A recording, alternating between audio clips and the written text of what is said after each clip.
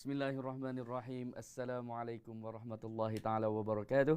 Alhamdulillahirabbil alamin wassalatu wassalamu ala asyrafil anbiya'i wal mursalin sayyidina wa maulana Muhammadin wa ala alihi wa sahbihi ajma'in. Alhamdulillah, segala puji bagi Allah Tuhan sekalian alam. Selawat dan salam ke atas junjungan besar baginda Nabi Muhammad sallallahu alaihi wasallam. Pada petang ni kita ada satu persoalan. Saya pernah jawab saya rasa soalan ni. Tapi tak apalah. Mungkin hari itu saya rasa saya jawab secara ringkas macam tu saja. Tapi untuk petang ni saya nak hurai panjang lah sikit. Okay? Sebab ada di kalangan follower kita, ada kalangan sahabat kita, dia tanya soalan ni dalam grup Telegram. Dia ada share kepada saya, ada satu apa ni orang panggil, macam satu artikel yang panjang lebar berkenaan dengan qada solat. Satu artikel yang panjang berkenaan dengan qada solat. Jadi saya rasa bertanggungjawablah untuk memberi penerangan tentang perkara ni, sebab benda ni very important. Betul tak saya sebut, saya tak tahulah. Tapi sangat-sangat penting. Saya rasa sangat-sangat penting apabila dia berkaitan dengan amal ibadah kita, tanggungjawab kita dengan Allah Subhanahu wa taala. Ini sangat penting ya, berkaitan dengan qada solat. Saya pun dah pernah dengar sebenarnya tentang perkara ni, artikel-artikel seperti ni, perkongsian berkaitan dengan benda ni sebelum daripada ni, dan saya memang kata benda ni menyalahi sebenarnya. Okey, benda ni menyalahi. Jadi kita kena betulkan kesalahfahaman tentang perkara ni, kerana dia boleh menimbulkan dosa dan boleh menyebabkan amal ibadah kita mungkin apa panggil apa ni? Tak baik, tak sah di sisi Allah Subhanahu wa taala. Okey, saya nak kongsikan beberapa poin penting dalam artikel yang dikongsikan oleh sahabat kita ni berkenaan dengan dia menyebut di sini, dia kata perkara fardu, dia sebut perhatikan betul-betul perkara fardu adalah perkara yang jika tidak dilakukan mendatangkan dosa kepada seseorang umat Islam. Betul, saya setuju dengan perkataan ni. Perkara yang fardu apabila kita tinggalkan dengan sengaja, tuan-tuan dan puan, dengan sengaja, dia akan mendatangkan dosa yang besar di sisi Allah Subhanahu wa taala. Kita akan berdosa besar di sisi Allah Subhanahu wa taala. Jadi dia timbulkan persoalan di sini, dia kata, adakah jika solat qada itu dapat mengganti, adakah jika solat qada itu dapat menggantikan semula setiap solat yang telah dilalaikan? Dan adakah solat qada tadi confirm diterima oleh Allah Subhanahu Wa Taala, sedangkan solat yang sedang kita lakukan sekarang pun kita tak tahu diterima ataupun tidak? Okey. Perkara yang wajib ditinggalkan itu adalah berdosa. Bila dikatakan berdosa, apakah tindakan terbaik untuk dilakukan? Cara untuk menebus dosa adalah dengan taubat kembali, dan sebaik-baik taubat adalah beristighfar banyak-banyak kepada Allah Subhanahu Wa Taala. Jadi artikel ni panjang, secara khulasahnya sebenarnya artikel ni nak menerangkan kepada kita, tuan-tuan dan cik puan, apabila kita meninggalkan solat dengan sengaja, kita tak wajib qada solat ni. Seperti mana tajuk kita pada petang ni. Apabila kita meninggalkan solat dengan sengaja, kita tak wajib qada solat tersebut. Yang wajib atas kita adalah taubat sahaja. Inilah yang ingin disampaikan di dalam artikel ini. Okey, terang saya katakan kepada tuan-tuan dan cik puan, orang yang meninggalkan solat dengan sengaja, dia mengkisahkan orang yang meninggalkan solat di zaman jahiliah dulu. Di zaman dia muda dulu, tuan-tuan dan cik puan, dia tinggal solat, banyak solat yang ditinggalkan. Okey, apabila dia tinggalkan banyak solat di zaman muda dulu, jadi dia nak qada solat ni terlalu banyak. Jadi pendapat ni mengatakan bahawa tak perlu qada pun solat ni. Okey, tak perlu qada. Yang perlu adalah bertaubat sahaja. Dan pendapat ini adalah pendapat yang menyalahi jumhur ulama, tuan-tuan dan cikgu. Bantu saya komen dekat ruang komen dan ambil perhatian betul-betul. Tulis besar-besar, buat catatan besar-besar. Pendapat yang mengatakan solat yang ditinggalkan dengan tidak sengaja tidak wajib diqada adalah pendapat yang bertentangan ataupun menyalahi jumhur ulama. Okey, tuan-tuan dan cikgu. Jumhur ulama mengatakan solat wajib diqada. Okey, solat wajib diqada. Tak kiralah tinggal dengan sengaja ataupun tinggal dengan tidak sengaja.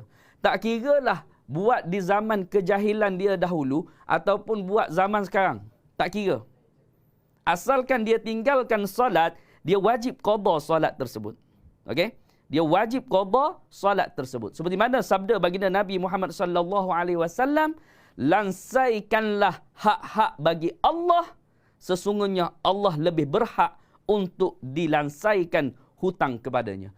Orang yang meninggalkan solat dalam hadis ini jelas menunjukkan bahawa apabila kita tidak menunaikan hak Allah, apakah dia hak Allah? Seperti mana solat, puasa, perintah-perintah daripada Allah Subhanahu Wa Taala, maka kita dikira berhutang dengan Allah Subhanahu Wa Taala dan menjadi kewajipan kita umat Islam untuk menunaikan hutang tadi kepada Allah Subhanahu Wa Taala, dan Allah Subhanahu Wa Taala lebih berhak atas perkara tersebut.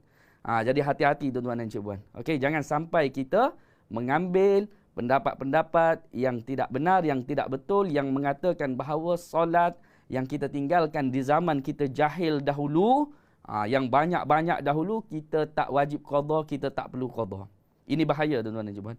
Sebab jumhur ulama daripada 4 mazhab. Jumhur ulama daripada 4 mazhab, mazhab Hanafi, wajib qada. Tak kiralah engkau tinggal dengan sengaja ataupun tidak sengaja, engkau wajib qada solat. Dalam mazhab Maliki, tak kiralah engkau tinggal dengan sengaja ataupun tidak, wajib qada. Dalam mazhab Syafi'i, mazhab kita yang majoriti menjadi penganut umat Islam di Malaysia, tak kira engkau tinggal dengan sengaja ataupun tidak sengaja, wajib qada. Dan yang keempat, mazhab Hambali. Tak kiralah engkau tinggal dengan sengaja ataupun tidak sengaja, engkau wajib qada solat ni. Sebab ada setengah pendapat, ada setengah, wallahu alam, saya tak tahu, tapi mereka ambil, apa ni tuan-tuan dan cikgu-puan, mereka ambil, dia ada dah dalam satu hadis baginda Nabi Muhammad sallallahu alaihi wasallam, ketika baginda Nabi Muhammad sallallahu alaihi wasallam duduk di satu lembah. Okey, duduk di satu lembah, dia lebih kurang hadis ni. Duduk di satu lembah bersama dengan para sahabat, dan Nabi Muhammad sallallahu alaihi wasallam tertidur sehingga terlewat bangun subuh. Lalu Nabi Muhammad sallallahu alaihi wasallam mengarahkan para sahabat supaya keluar daripada lembah tersebut. Selepas keluar daripada lembah tersebut, lalu Nabi Muhammad sallallahu alaihi wasallam menyuruh sahabat mengqadakan solat subuh yang tertinggal semasa berada di lembah. Jadi Rasulullah, kalau tak silap dalam hadis tu, Rasulullah kata lembah ini ada syaitan lah, maknanya benda yang tak elok telah berlaku di dalam lembah tersebut sehingga mereka dilalaikan, sehingga mereka tidak bersolat subuh pada hari itu. Jadi daripada hadis inilah ada setengah-setengah orang diambil zahir kepada hadis ini, dia mengatakan dalam hadis ini menunjukkan bahawa orang yang meninggalkan solat dengan tidak sengaja. Di sini tidak sengajalah, Rasulullah bukan sengaja nak tinggal solat, dan Rasulullah tak akan buat perkara-perkara tersebut. Tertidur, tidak sedar daripada tidur dan tertinggal solat. Jadi tidak sengaja dan tidak berdosa. Jadi ada setengah orang lah dia ambil pendapat ni, dia mengatakan yang wajib qada adalah solat yang ditinggalkan dengan tidak sengaja.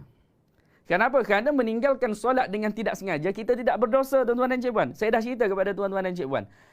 Orang panggil keuzuran.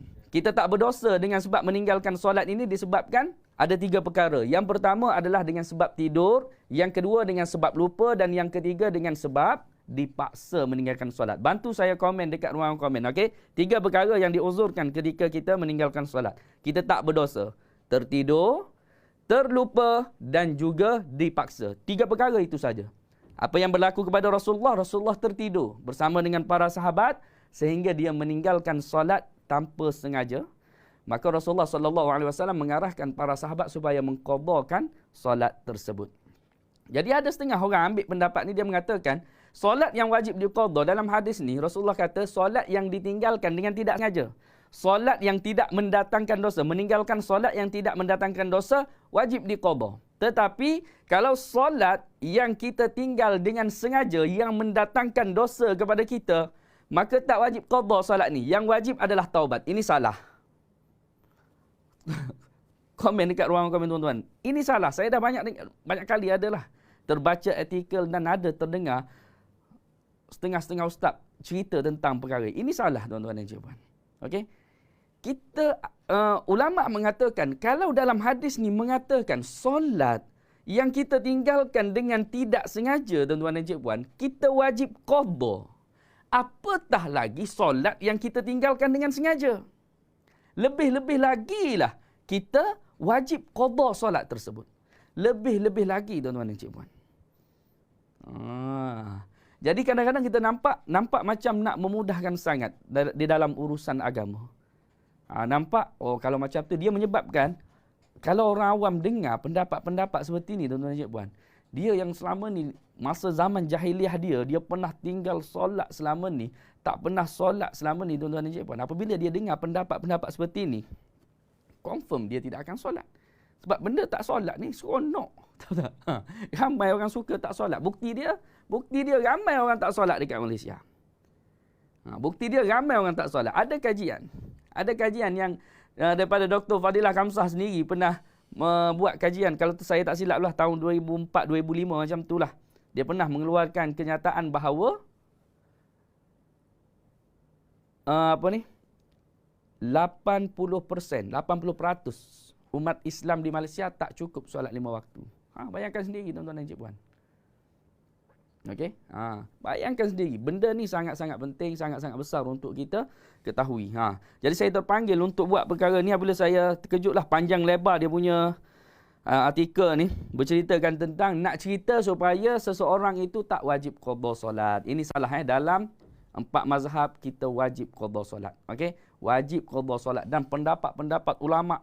Kalau saya nak datangkan pendapat-pendapat ulama ni terlalu banyak yang mengatakan tentang kewajipan kita mengqadakan solat, dan tidak ada satu nas pun dan tidak ada satu dalil pun yang mana Rasulullah sallallahu alaihi wasallam mengatakan solat tidak wajib diqada.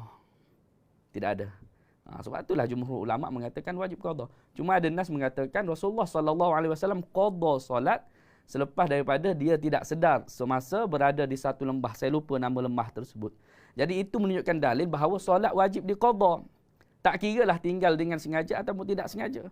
Kalau tinggal dengan sengaja, lebih-lebih lagi lah kita kena qada solat tersebut. Okey, jelas Kalau ada apa-apa soalan?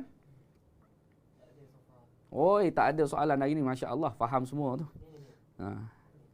Antara melayan tetamu yang datang dengan sembahyang di masjid, mana yang utama? Bedah suhaimi. Soalan ni di luar. Bedah.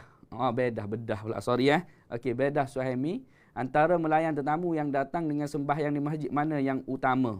Okey, dia macam ni tuan-tuan dan cikgu. Dua-dua ni sama-sama penting. Kita tengok keadaan. Kalau boleh, ajak tetamu tu pergi masjid. Tetamu datang rumah kita, masuk waktu, jom kita pergi ke masjid kejap. Solat di masjid kejap. Ataupun kalau dia tak mampu pergi, kata, duduk sekejap, saya nak solat sekejap. Kita bukan tak layan dia. Kita buat dua-dua. Macam tu. Itu yang terlebih baik. Tetapi kena ingat bagi orang perempuan yang terlebih afdal dia solat di rumah. Bagi orang lelaki dia solat di masjid. Jadi kalau dia nak solat di masjid, ajaklah tetamu sekali. Jom kita solat di masjid sekejap. Kalau dia cakap saya dah solat, saya dah jamak qasar. Okey, saya keluar sekejap pergi solat. Tak apa, tak ada masalah. Boleh tinggalkan dia. Okey? Jelas insya-Allah. Ada lagi soalan? Tak ada Kalau tak ada, kita berhenti setakat ini dahulu. Moga-moga tuan-tuan dan cikgu akan mendapat manfaat daripada perkongsian saya pada petang